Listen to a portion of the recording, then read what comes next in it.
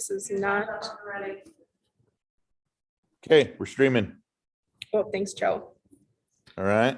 Oh, how about, we're gonna have this kind of zoomed out view. This is not, Okay, we're streaming. oh, thanks, Joe. Okay, everybody, it is 5:05 p.m. We are going to call the Wednesday, June 15th, 2022 Quality of Life Committee meeting to order.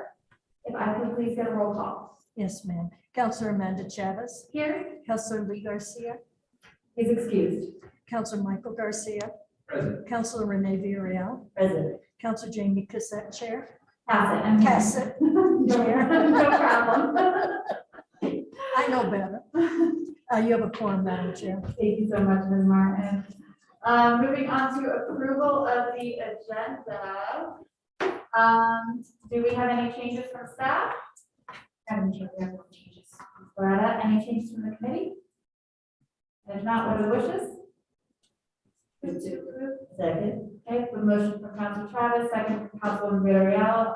All those in favor say aye. Aye. Any opposed? That passes.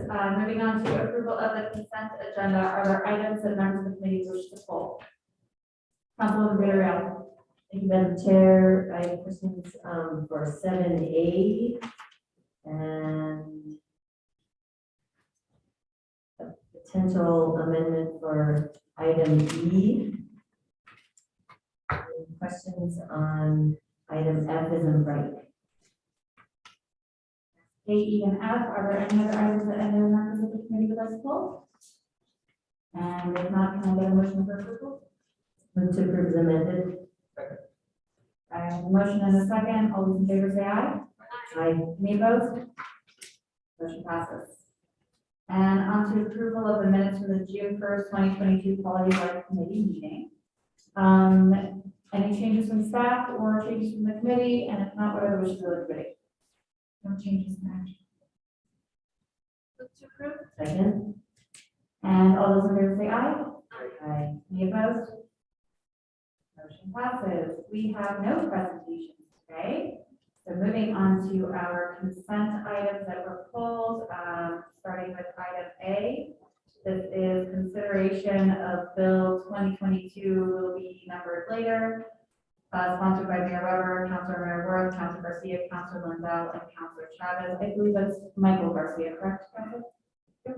And this is an ordinance amending section 10-5.2, Santa Fe City Code 1987 to add an enforcement reference, amending section 10-5.3 to add and amend definitions, repealing section 10-5.4 regarding notice, amending section 10-5.6 to clarify to what types of vehicles the junk vehicle ordinance applies, amending section 10-5.8 to update the effective date of the ordinance and allow a 2-year assessment, and amending subsection 14-6.3b to specify vehicle parking and storage requirements. We have Patricia Tagali from the City Attorney's Office here. Wednesday. Councilman Villarreal, the floor is yours. Thank you very much. So just to start off, I am supportive of this change. I think we've had a hard time enforcing certain aspects of junk vehicles. So I see the intention for sure. And I guess I just wanted to make sure I understand about the changes in definitions. Just to clarify, so let me get into the actual ordinance. And I guess just starting at the top, we took out an antique vehicle, and just to make sure the way we define that is considered special, what is the term, special interest vehicle? Is that what it's called? Oh, that's correct. There are two different, there's a collector, there's junk vehicles, and then yes, there's a special interest vehicle, which is still in there. So that has been changed from no less than 25 years to no less than 35 years old in the definition. So it would no longer include cars from the 90s, essentially. Why not? Come on, the ladies and. Right. I mean, you can, if you have, you can still have those cars, clearly. Yeah, But yes, it just gets rid of the antique vehicle and updates the special interest vehicle. and Make them then work there. if I go on to page 2, no, the top of 3 of the ordinance, it talks about that item B says, or letter B says, has been continuously inoperable. I'm just curious about that word in terms of enforcement. And I know you said down below what would inoperable mean, but when we say continuously, how would someone define that based on the complaint? Would that be complaint driven? So in this case, we did add a definition of inoperable. It's further down the page at line 12. And it explains what it means, which was not correct before in the ordinance. Continuously, in this case, yes, I think would mean, by looking at it, it is not operable, and has not been for, more than the amount of time that would have taken to fix, like a broken windshield or something like that. I guess I'm just finding that it seems a little subjective. Yeah, The the word word, itself, like continuously, and so I'm like, when it did give days, that at least we had this time frame, which I can understand why you removed that. I guess I'm just trying to make sure that it's enforceable for us, if we use that term continuously. yeah, I believe you could take that word out and it would not be detrimental to that sentence. I think the rest of it has been inoperable or has been wrecked, dismantled, partially dismantled, would still work if you're concerned with the time frame. I don't think we define what that time frame is. Yeah, I need to think about that more, like, and I guess I would defer to also the sponsors, but continuously seems somewhat subjective, so if we took it out, it would say has been inoperable or has been wrecked, dismantled, partially dismantled, or abandoned. It might work better. So also, sorry, Counselor, on the bottom of page 2 at line 22, it does say for more than 90 days. So that would be the continuously.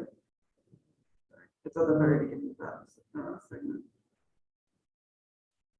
And that's junk vehicles, so, right? Right, this is all for junk vehicles. Oh, this is. That's section B of the junk vehicle definition.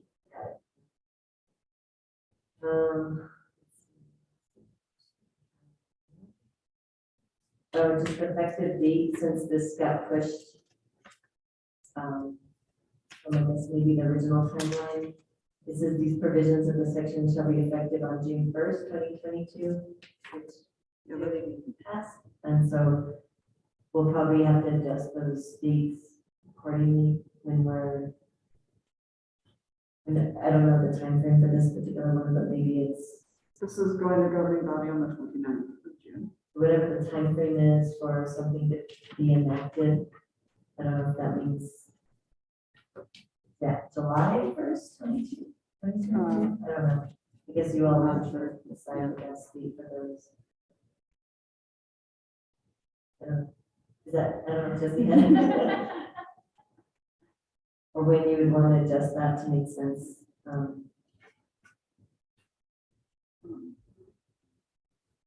I didn't, Madam Chair, Council, I didn't hear the full question. Question was about when this will go into effect. Yeah, well, actually, we have dates in here about effective when it takes effect, which right now it says June 1st. So whatever time frame the last, if it's not delayed, if we actually hear it at the end of June, I think is what it's scheduled for. Then would this become effective on, I don't know, the time, is that July 1st or is it 10 days after? I can't remember. Madam Chair, Council, when we, I think we probably need to do an amendment to that to change that date. Standard, if there's not an effective date included in the bill, it's 5 days after publication in the paper. So we can change that date to July 1st, July 15th. And probably have to, yeah. Or we can just take that part out and just do the review aspect of it. But that it looks like it would need an amendment. Yeah, I think, because we already have a schedule of when it becomes effective. So I don't know if we need to state it in here, do we? And then you said it would just, I don't know, I'm not a sponsor, so maybe the sponsors can verify that the way we could state that. So obviously there'll be an assessment in 2 years. But I just want to make sure the date's accurate. And I think an amendment, like Jesse, you mentioned of just striking it out since we already have a process in which it would go into effect after it is passed would work. And just maybe emphasize the assessment. Think of how that amendment would look. 2 years after enactment, That would work. any member hereby request an assessment for the changes made. That's, I think, yeah, I think that will work. We'll just have to do an amendment. Madam Chair, Councilwoman, would you like me to draft that up with? That would be great. And then I guess I just want to know from my colleagues taking out that word continuously. Do we need to keep it in because it's referencing the 90 days? Let me look at it again. I think that it makes sense if you leave the 90 days in, or if you consider the 90 days. But I don't think you need that word either way. So maybe that's temporarily an amendment, but I think I just want to see if continuously, this seems subjective. Someone can say, well, it was continuously there for the last week. And then someone else says it's continuously been a junk vehicle or inoperable for this. I don't know, I'm just trying to figure out like how we'll make sure to enforce it. Continuously sounds like it would be hard for staff to make that determination. If there's another reason for it.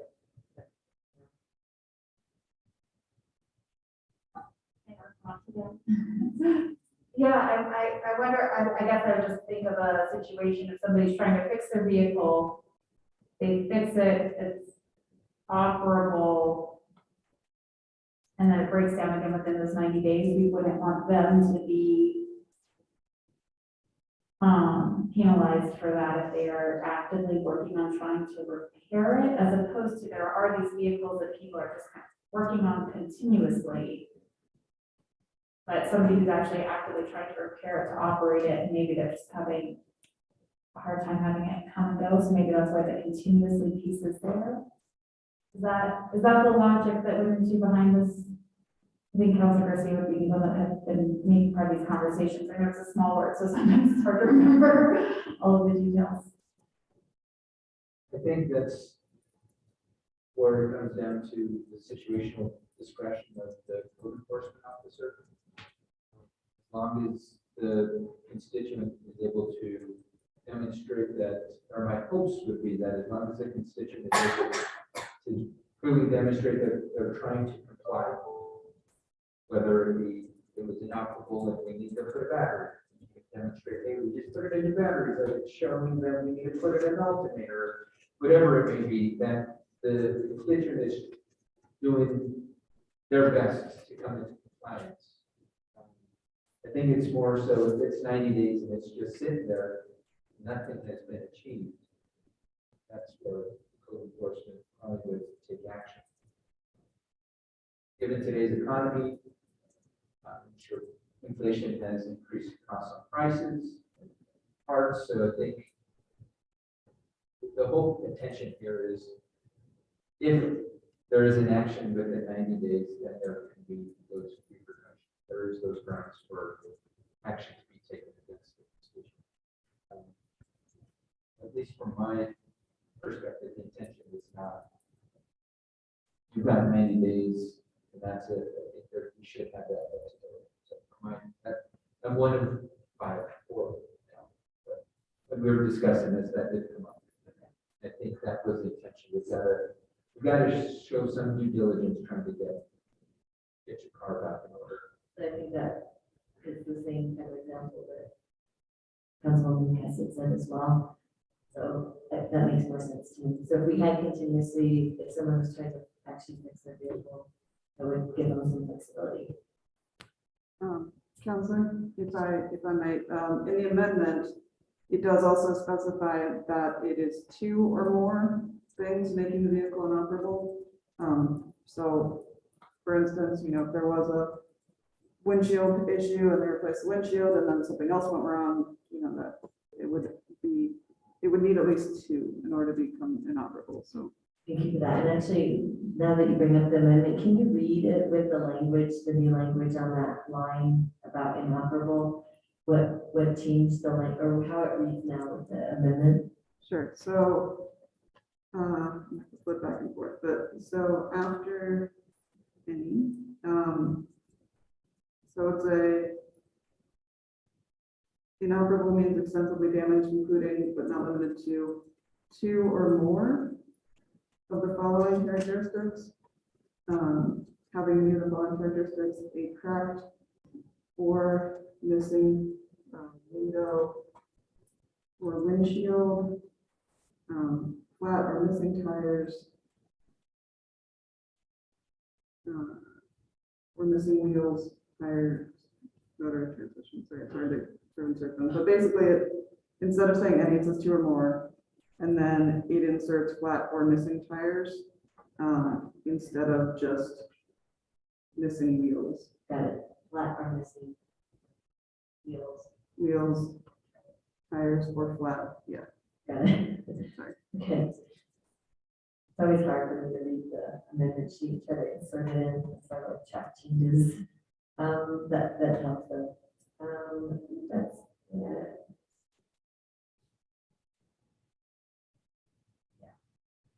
Oh, the other question was, since this went through a path of committees, this didn't have to go to finance? It did not. It went to Public Works. So is our procedural that finance always has to see something less? Finance will see something less if there is a fiscal, if it's going to go to finance, if there's going to be a fiscal impact, then finance will be the last committee it will hit in case any of the changes in the previous committees change the fiscal impact. So since this apparently does not have a fiscal impact, correct? That's why it didn't go to finance. The sponsors would have set the path, and so we could have challenged it if we wanted it to go to finance. Okay, so just to recap, when we don't have fiscal impact, it doesn't have to go to finance unless somebody amends it at the beginning. Correct. All right, that's all I have. Move to approve. Counselor Michael Burko. Second. And did you have questions, Counselor Garcia? I guess more so point of clarification. I'd like to work with you, Councilwoman, on the amendments, just because I'd like for this to give the community at least 30 days to get their house in order, so to speak, before this takes effect. I'm not one who likes to blindside the community with an ordinance that can have fiscal impact on them. And so Jesse, as you're working towards figuring out the dates of when this would take effect, let's try to plan out 30 days. We give the community 30 days to do what they need to do with junk vehicles on their property before they start facing enforcement issues. Thank you for bringing that up. Just more so. Thank you, Madam Chair. Thank you. Madam Chair, on that point, just to clarify, so 30 days it would take effect. And then that, are you saying the 30-day mark, that's when the 2-year time frame for assessment would kick in? Yes, so it would be, we would need to do the math behind the scenes to figure out 30 days from when it would potentially be eligible for effect. So right now, it's scheduled for end of the month, government body meeting June 29th. It takes, I don't know the exact days, but 7 days beyond that to go through all the procedure to be effect. I would say 30 days beyond that to actually take effect. That way we can, on the city end, issue a press release, do what we need to do on our end to alert the community that there has been changes, and we will begin to enforce this new bill. I think that's our responsibility. It's, at least that would be my hopes and intentions. That, maybe 30 days to get it. And then yes, 30 days, 2 years beyond that 30-day date.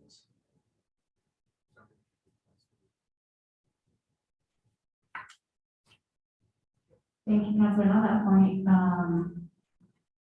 we might want to talk to code enforcement and land use about potentially giving us some, you know, there are some that we know are very obvious citations that could potentially be happening, and maybe even proactively giving those warnings to individuals as of this date. So I think something else to think about as people prepare for that. I know that there are some properties in my district that they're gonna have to do some work to comply.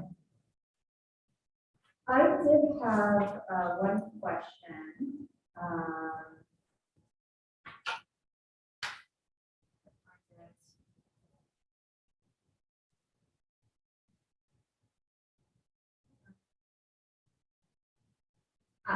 So on page 7, starting line 21, and we are discussing activities that are prohibited within residentially zoned districts.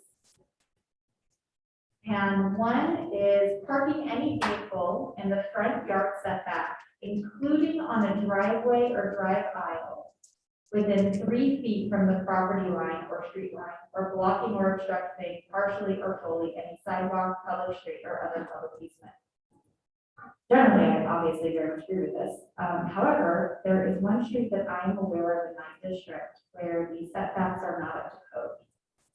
The setbacks are shorter, and therefore anybody parking a standard vehicle, usually a larger one, so if you have, you know, a larger SUV or a truck, they hang into the sidewalk. And I have concerns about this street because we do know that this was, there was a mistake in the setbacks there with the development. And I'm curious if there are other neighborhoods, other streets, other driveways where when it was built, the setbacks are not what they would need to be in order for a standard sized vehicle. We're not talking, you know, a large RV or anything of that nature, something with a trailer where it wouldn't fit without and still meet that requirement of 3 feet. Was this discussed at all? And it is something that I'm really concerned about. I am thinking about a specific street in my district that I wouldn't want them to be penalized for mistakes that happen on the development end. But I am worried about that. Counselor, it is currently not allowed to block the sidewalk anywhere anyway. So that, I don't know about those setbacks specifically, and I don't know if there are other places where that is an issue. Certainly there are plenty of historic buildings that don't have driveways long enough to park a car in without going the sidewalk. To my knowledge, that is not changed by this ordinance. That is already not allowed. This is just referring, this is more referring to the 3 foot from the property line, but currently blocking any sidewalk or street or easement is not allowed. So in those situations, when the driveway is not long enough for the standard size vehicle, we essentially say right out of the street park or park in the garage if there's one available. That is my understanding. So this ordinance does not change any of the citations that currently would be put in place if somebody is parking in a way that obstructs the sidewalk, does it stay the same as it is now? That is my understanding, yes. Okay. Well. Any other questions, comments, or anything from the committee before we go for a vote? And if not, Ms. Mark, can I just get a roll call? Counselor Chavez, Yes. Counselor Garcia, Yes. Counselor Villarreal, Yes. Chair Cassett. Yes, Motion passes. thank you. Thanks, Pat. Moving on to item B, this is consideration of bill number 2022-02, numbered later, sponsored by Mayor Weber, Councilman Villarreal, Councilman McDowell, and Councilor Cassett. An ordinance amending section 23-6.3 to align the designated drinking area buffer requirements with state requirements to require the use of recyclable or compostable alcoholic beverage containers for events on city property, and to permit tasting of mixed beverages containing liquor on city property. We have Christine Mahelsick. Nope, she's gone. We have Jesse Guillen. The legislation, just write the title. Jesse Guillen is here, and Councilman Villarreal. To you. Thank you, Madam Chair. So I'm sponsoring this ordinance change, and so I just wanted to clarify something as I was reading it. It's on page 4 of the ordinance about the the alcoholic beverage containers and non-alcoholic beverage containers, and how they should be recyclable and compostable. But it's not, the way it's worded now doesn't say that both of those, whether it's an alcoholic beverage container or non-alcoholic beverage container, both of them need to be recyclable or compostable material. So I had made a suggestion to staff, but I think Mr. Guillen, Jesse has another idea of how it could read, so maybe you could read it out loud, because I didn't get to actually read your email before this meeting. Thank you, Madam Chair, Councilwoman. Let me open it up. So the first change would be on in the caption where on page 1, line 13, where it says recyclable or compostable alcoholic beverage containers, which is strike alcoholic. And In the then caption you said? in the caption, yes. Oh, okay. And then let's see, page 6, line 4. First word is alcoholic, we would strike that. I think there was one other. Page 4, line 16, 18, it says alcoholic beverage containers shall be distinguishable from non-alcoholic beverage containers and shall be made of recyclable or compostable material. We would change it to and both shall be made of a recyclable or compostable material. Got it. That makes sense. So it's just to make sure that we're not just saying alcoholic beverages, that both of the containers, regardless of alcoholic or non-alcoholic, should be recyclable or compostable material.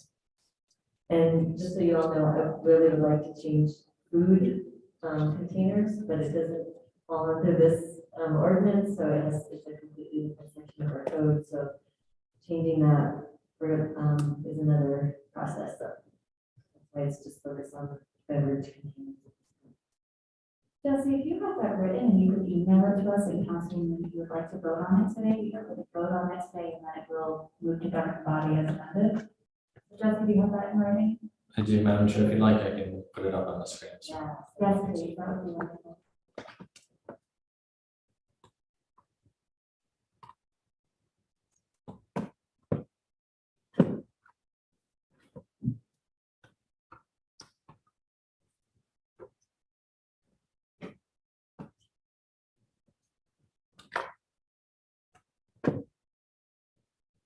Now, what's that one other change?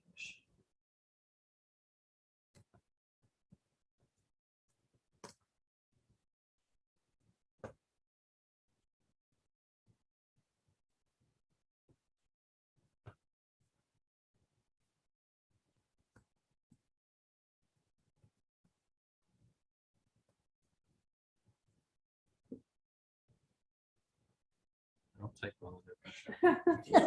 Didn't say it. Sure. Okay, there we go.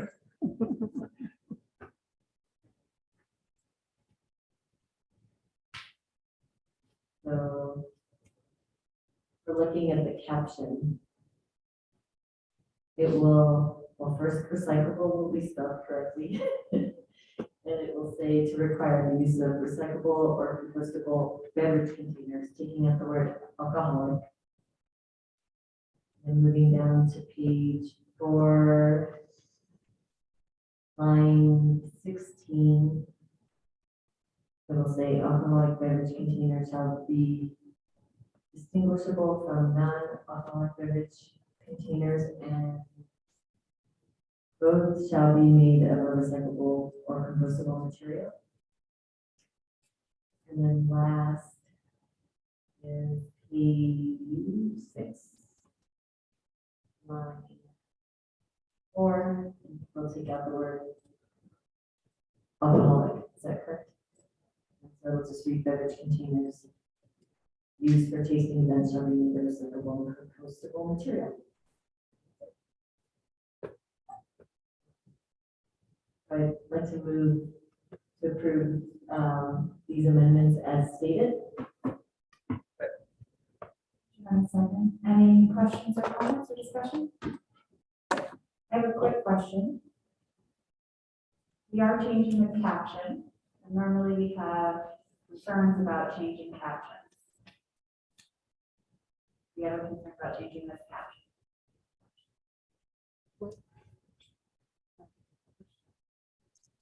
Madam Chair, councilors, this is the first committee, so the city clerk's office will publish it after if it's approved by this committee, so we can make that amendment and include it in the publication. Even though it's been introduced with a different caption, we're okay? Oh, sorry.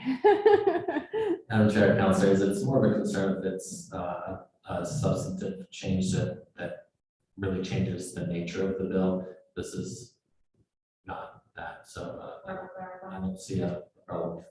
Also, to further clarify that, Council Chair Cassett, we publish in the newspapers, so as our official public notice for the legislation, and that would come after the first committee that it's been approved by. So we'll, I'll double check, but we haven't signed off on this one yet. So I'll make sure that the amendment is included in the notice to the papers as well. And then to Jesse's point, it's not a substantive change, so we should be fine.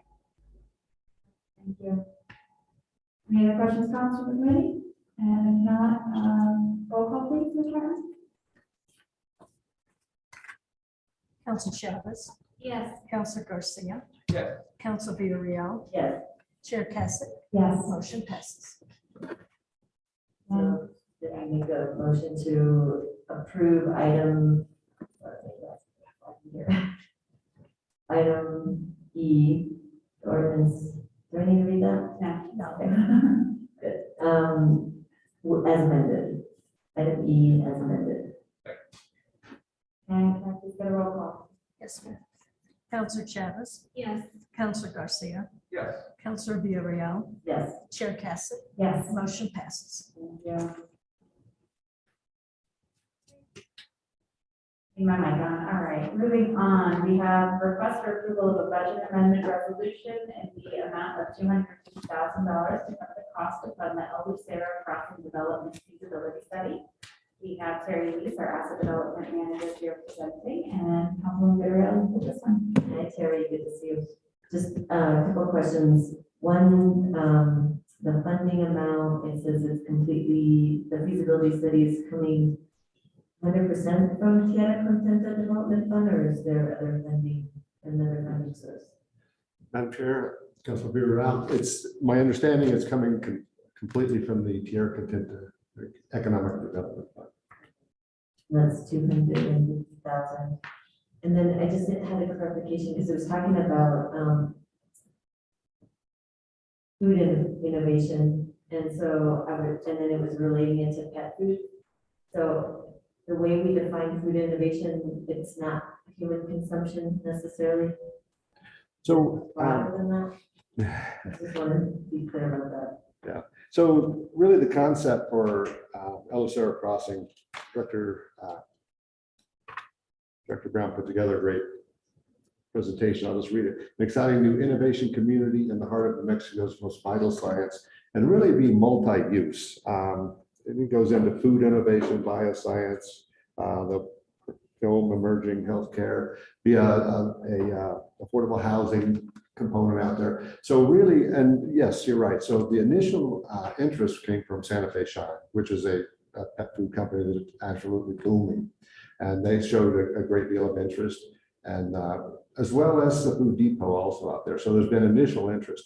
But what the feasibility study is going to do is they're going to take a broad look. They're going to look at the city's concept, really what's laid out here, and then take a look at all different potential uses. And so there'll be public engagement. They'll bring that in. And so it's far more than just what it'll be for pet food. I just didn't know if our, what we consider food innovation, but maybe the food innovation part is the like Food Depot and food security piece, and then the other kind of economic stimulus piece is the pet food portion of it. I'm sorry, the pet food portion? I guess I'm assuming food innovation doesn't include pet food. Oh. It's really talking about human consumption of food security for people. And then the pet food component of this project is kind of more of the economic. Kind of, well, I guess that may fall into more like manufacturing also. It's going to be, yeah, there's really not narrow, the scope initially for this feasibility study is not going to be narrow. So they're going to look at all different uses. But really the intent here is to diversify away from such a heavy dependence on tourism and attract other industries. Industries like Specifica, for example, in the rail yard, just business is booming. And so we're looking to attract different companies such as that. And then the other question I had, the pet food company, what did you say their name was? Well, it was Marty's Meals, but it changed to Santa Fe Shine. Okay, that's what I didn't understand. So Marty's Meals, we gave a LEDA grant to a few years ago. And so I guess in order to qualify for more LEDA funding, they have to reach the benchmarks from the initial funding. Is that correct? Yeah, you know, I can't speak to that. I'm sorry. Yeah, that's something I'm curious about, because we did give them a LEDA grant, and it was a substantial one, and then obviously it was in partnership with the state. And they have to meet their benchmarks, I think, before they actually get additional funding. And so I guess I'll have to ask about that in the next committee, but just if you could just relay that to Director Brown, just so I can understand their eligibility and if they met their benchmarks in terms of their staffing with the first expansion, and then what that looks like if they potentially go into this area. And I don't know if that's part of the feasibility study, but Director Brown, if you just answer that for me, that would be great. Thank you. And that's it. Any other questions or comments from the committee? If not, what are the wishes of the committee?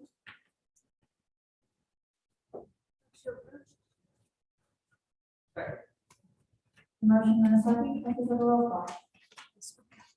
Council Chavis, Yes. Council Garcia, Yes. Council Villarreal, Yes. Chair Cassidy. Yes. Motion passes. Thank you. Thank you, Carrie. Okay, we have no discussion, no executive session, on to matters from staff. Laura, any matters today? I'm sure we have no matters. Any matters from members of the committee? And today, okay, no matters from the chair. Our next meeting is Wednesday, July 6th, 2022.